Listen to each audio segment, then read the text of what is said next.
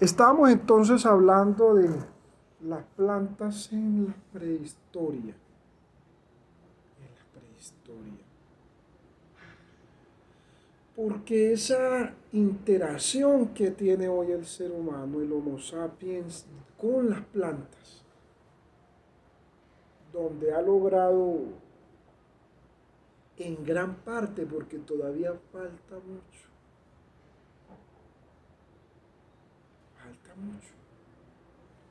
Es decir, que apenas ha hecho un acercamiento y ese acercamiento se pudo hacer después de la Edad Media en el Renacimiento. En la época del oscurantismo y en la época medieval, las plantas eran consideradas algunas de manera ornamental, muy pocas. La parte ornamental, darle belleza, inspiración. ¿Recuerdan ustedes el ensayo La transitoriedad de Sigmund Freud? Donde el poeta salía y con el escritor, el filósofo, los tres empezaban a mirar el paisaje y las plantas daban esa inspiración.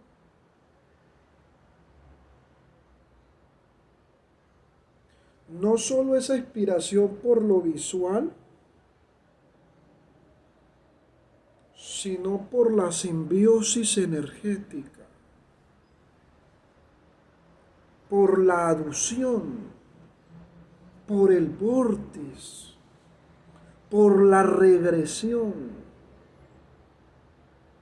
Visto desde el psicoanálisis, esa interacción, ese momento de hacer espacio, de hacer simbiosis con la planta, con las plantas.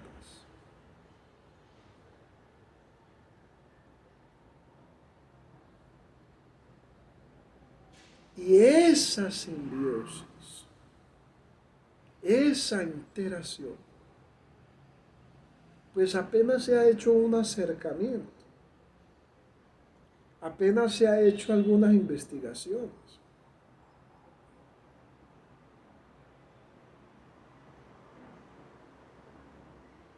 Pero puede arrojar mucho más. Es decir, podemos llegar mucho más allá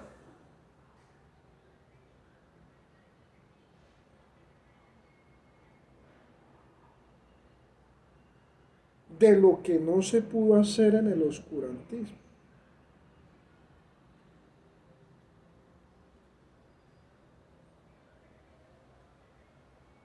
En la época medieval no se podía ilustrar ni hacer arte de las plantas, de los árboles, porque pues todo se había concentrado en el pensamiento cristocéntrico. El pensamiento antropocéntrico se vino a originar apenas en esta posmodernidad, es decir, en estos tiempos.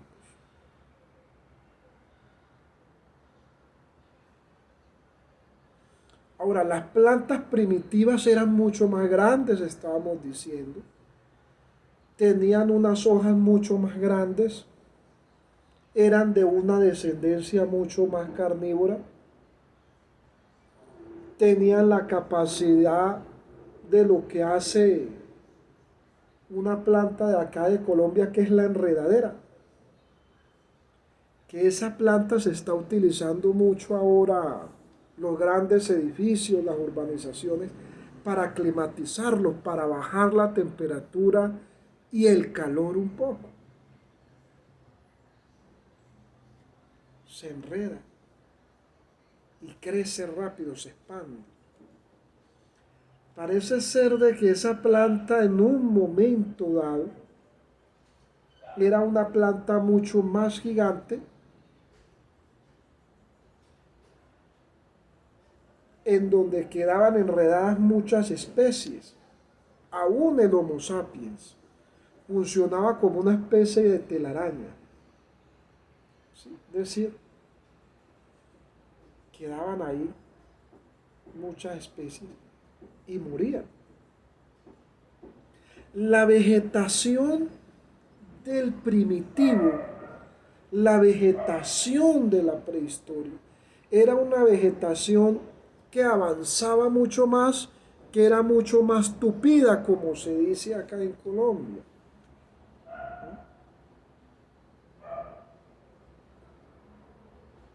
Es decir, como no había mano de obra que la regulara, ni se hacían construcciones, y era hasta donde se pudiera a extender lo que llamamos monte, lo que llamamos vegetación, era muy tupida. Entonces las plantas crecían demasiado, crecían de unos tamaños, de unos niveles inmensos.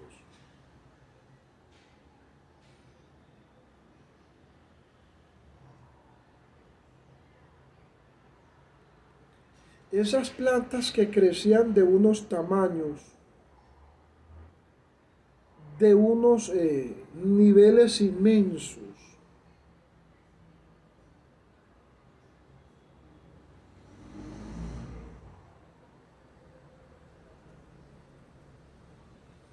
algunas desarrollaron frutos con el fin de que otras especies consumieran sus semillas y esas semillas se pudieran esparcir. Otras especies eran digeridas por el ser humano y al ser digeridas se producía el estiércol y el estiércol producía la semilla y la planta crecía. Algunas especies de plantas se volvieron especies medicinales, es decir, los animales las digerían para una especie de purgante natural. Y todavía muchas especies lo siguen haciendo.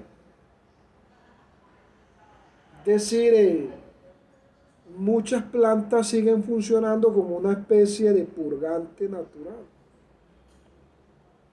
para favorecer el sistema digestivo de esa especie.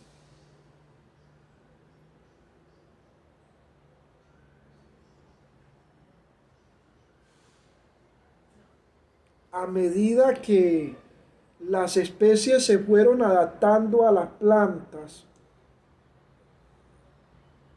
pues también ese sistema digestivo se fue favoreciendo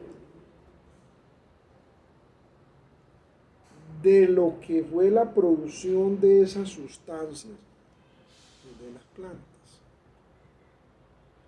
Pero no todas las plantas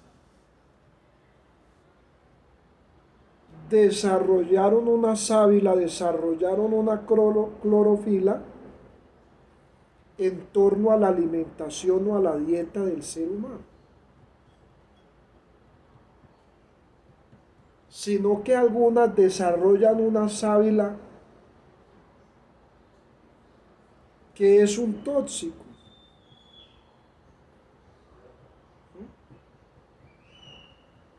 ¿Qué es lo que desarrollan muchas especies de animales? Un tóxico, una especie de veneno que tiene unos grados también.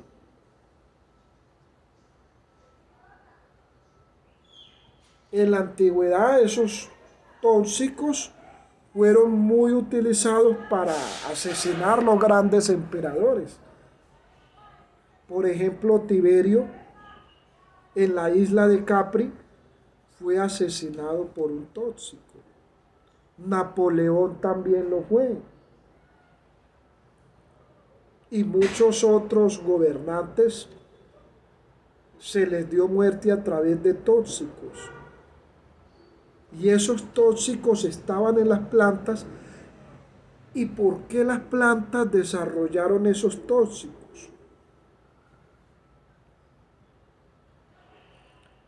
Parece ser que las plantas, y hubo una mujer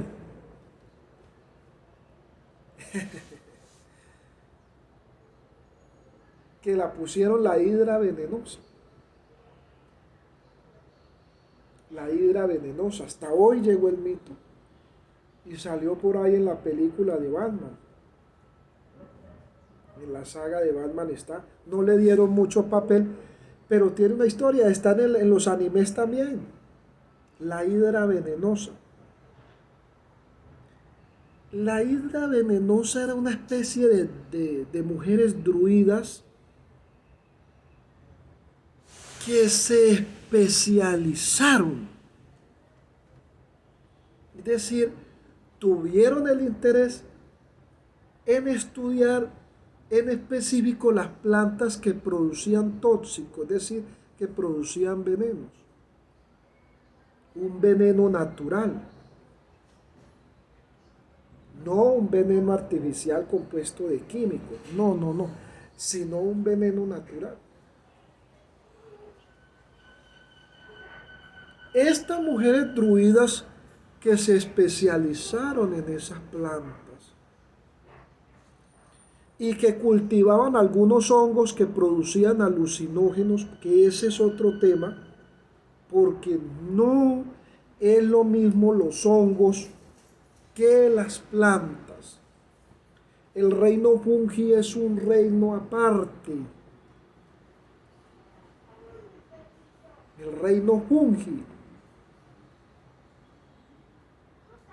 Los hongos, los alucinógenos que producen algunos hongos, naturalmente que tenemos que poner mucho cuidado porque su campo energético, su viaje astral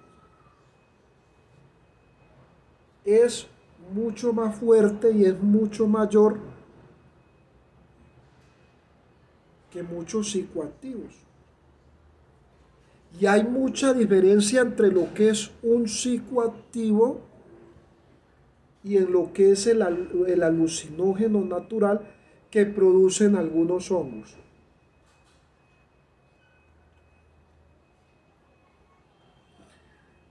Estas mujeres druidas que se especializaron en esas plantas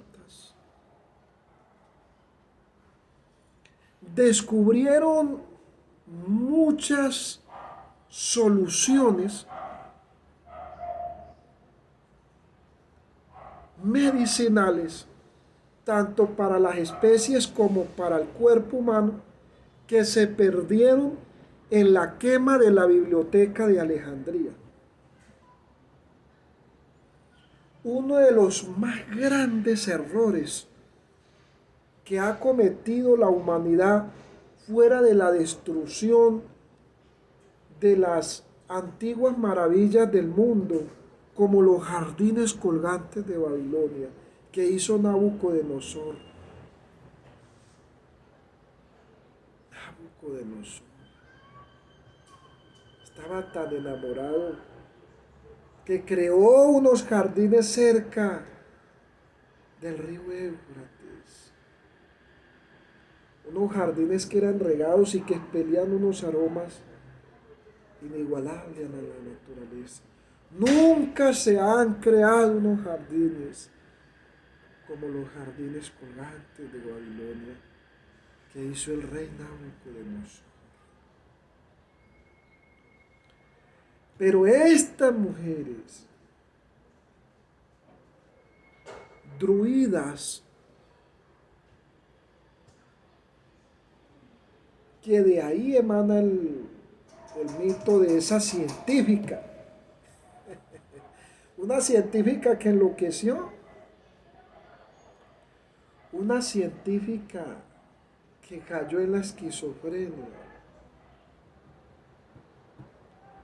una científica que cayó en la psicosis en un episodio psicótico, frenético. Y esta científica, la hidra venenosa, le dio por cultivar en su casa especies de plantas venenosas y con ellas mató muchos hombres hasta que la descubrieron y la metieron a la cárcel. Y cuando llegaron a su casa encontraron por todos lados toda clase de plantas venenosas, de plantas tóxicas para el ser humano. Son especies exóticas que aún todavía hay que investigar. Esa panorama que envolvió las plantas y que ha sido el estudio de las plantas, nos identifica que en la prehistoria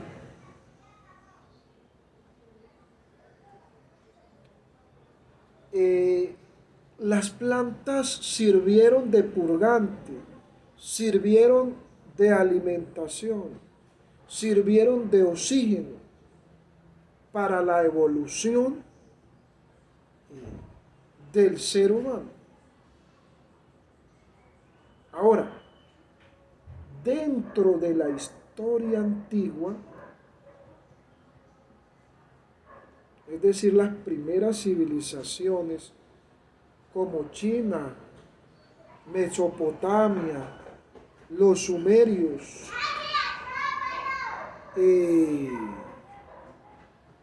Babilonia, los egipcios, todas estas especies, todas estas variedades de civilizaciones que existieron, desarrollaron la agricultura.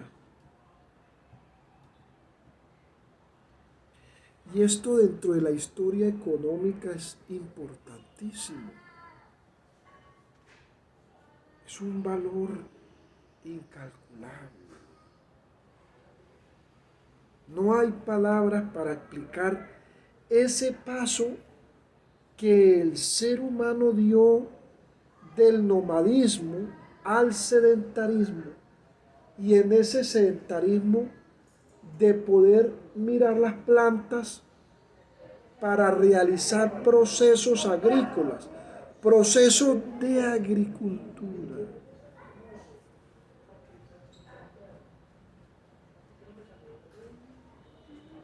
Porque en un primer momento, cuando no existía la agricultura, el ser humano se iba como nómada, buscando la alimentación, buscando savia.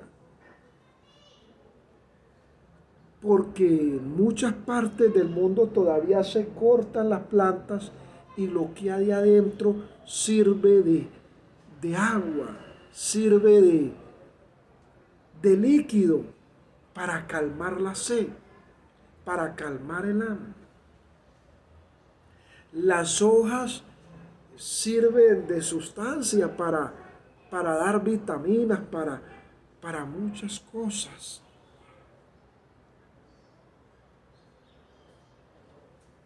Pero ese paso hacia la agricultura, es decir, el hombre deja de ser nómada y empieza a utilizar la tierra para sembrar. Los egipcios, por ejemplo,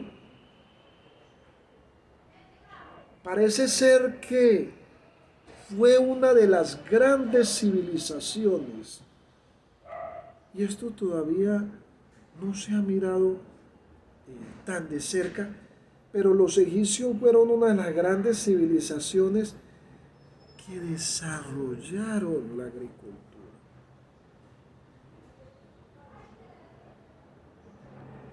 Que desarrollaron la construcción de procesos agrícolas. Y esa agricultura parece ser que los llevó a ellos a aumentar a tal grado de poder compartir esas expensas con otros países, con otras personas de muchos otros reinos, de muchas otras civilizaciones.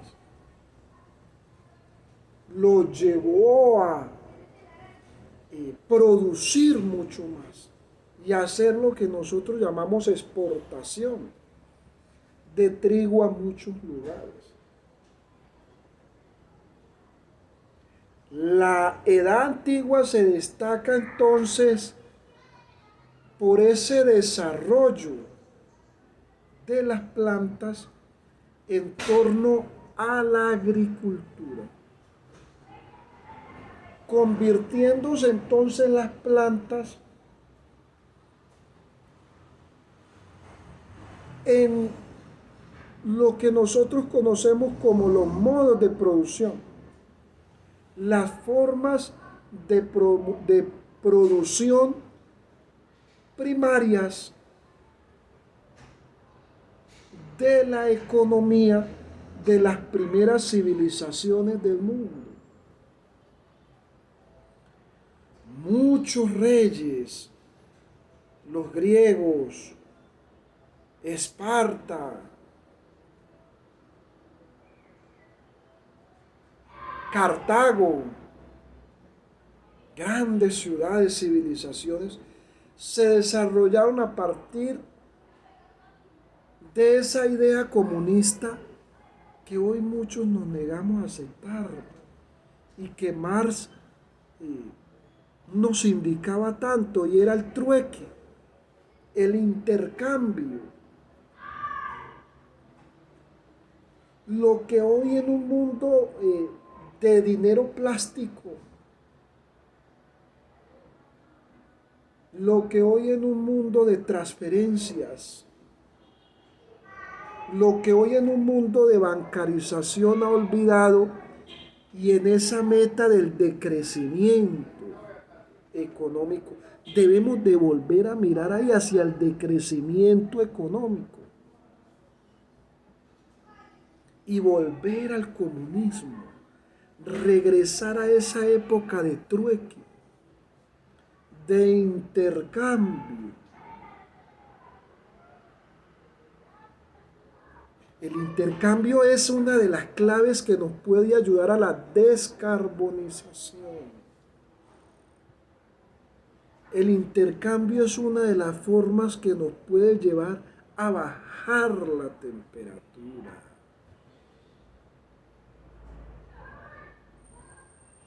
El intercambio es una de las formas que nos puede llevar a esa desacelerización que nos va a llevar al borde de la extinción,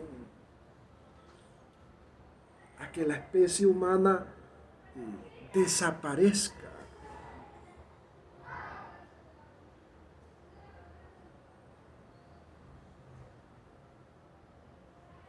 Ese decrecimiento económico que en el comunismo primitivo eran los pueblos poder intercambiar, por ejemplo, Egipto intercambiaba trigo,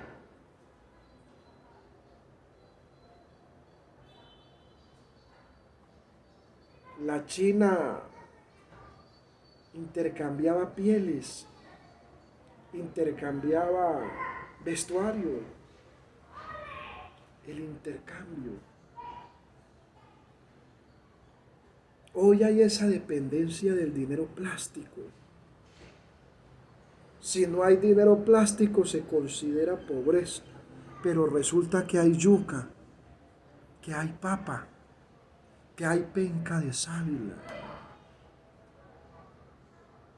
Pero como no hay dinero plástico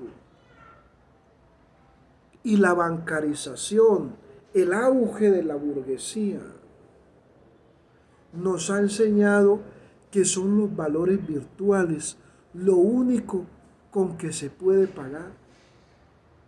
Qué bueno que hoy se pudiera pagar con una papa. Qué bueno que hoy se pudiera pagar con yuca. Qué bueno que hoy se pudiera pagar con uchuvas. Qué bueno que hoy se pudiera pagar con maracuyá. Qué bueno que hoy se pudiera pagar con piñas. Qué bueno que hoy se pudiera pagar con las plantas. Que no dependiéramos tanto de lo plástico. Que pudiéramos pagar con manzanas, con alimentos, con frutas. Hacer ese intercambio. Hacer ese trueque el cual le garantizó la vida a las personas de esas civilizaciones de la antigüedad.